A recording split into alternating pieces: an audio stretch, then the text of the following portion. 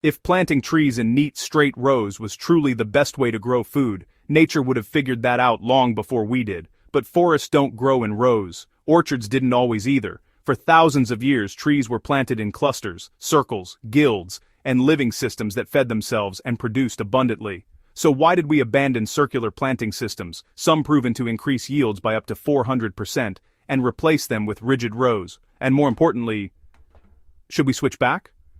Let's dig into the real reasons, the science behind circular tree planting, and how you can apply this forgotten technique in your own garden or food forest. Long before industrial agriculture, people planted trees the way ecosystems work, interconnected, layered, and cooperative. Indigenous farming systems across Africa, Asia, and the Americas use circular and clustered plantings to maximize space, fertility, and resilience. One of the most striking examples is the zai pit and tree circle systems of the Sahel, where farmers restored degraded land and dramatically increased food production using circular plantings that captured water and organic matter. Similar approaches show up in ancient Mediterranean orchards, Mayan forest gardens, and modern permaculture food forests. These systems weren't accidental. They were designed to amplify biology, not fight it. When trees are planted in circles rather than rows, something powerful happens underground and above it. Roots overlap instead of competing in straight lines. Microbes move freely between plants. Moisture stays where it falls. Nutrients cycle instead of leaching away. In rows, each tree is isolated. In circles, trees become a community. Circular planting creates a shared root zone, where fungi, bacteria, and minerals are exchanged through living soil networks. This increases nutrient availability, improves disease resistance, and accelerates growth. When paired with organic matter in the center of the circle, fertility becomes self-renewing. Field trials in agroforestry and permaculture systems have repeatedly shown massive yield increases when trees are planted in clusters rather than linear spacing, sometimes producing several times more fruit per area than conventional orchards. One of the most overlooked benefits of circular planting is water efficiency. A tree circle naturally forms a shallow basin. Rainfall flows inward instead of running off. Organic matter placed in the center, leaves, compost, wood chips, acts like a sponge, slowly releasing moisture back to the roots.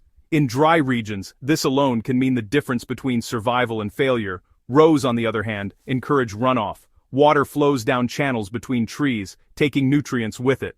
This is why row-based systems often rely heavily on irrigation and fertilizer to compensate for what the design loses. Circular systems don't fight gravity. They work with it. Another reason circular planting works so well is, honestly, functional diversity. In a tree circle, not every plant has the same job. Nitrogen-fixing trees feed heavy feeders. Deep-rooted plants pull minerals up from below. Ground covers protect the soil and, suppress weeds. Shrubs attract pollinators and beneficial insects. Instead of one tree doing all the work, the system shares the load. This dramatically reduces pest pressure and nutrient deficiencies. Many gardeners are honestly shocked to discover that problems they once treated with sprays or fertilizers just disappear when trees are planted in supportive communities rather than isolation. Rows don't allow for this level of cooperation. Circles demand it. If circular planting is so effective, you might wonder, why did modern agriculture abandon it? The answer isn't productivity, it's mechanization. Rows are easy for machines. Tractors, harvesters, sprayers, and irrigation systems all require straight lines. Circular systems are harder to automate, harder to measure, and, harder to standardize. Industrial farming optimized for efficiency of labor, not efficiency of biology. Rows also simplify ownership and accounting. They're predictable, scalable, and just easy to replicate across massive areas of land. What was gained in short-term efficiency was lost in long-term fertility. In circular systems, soil life thrives.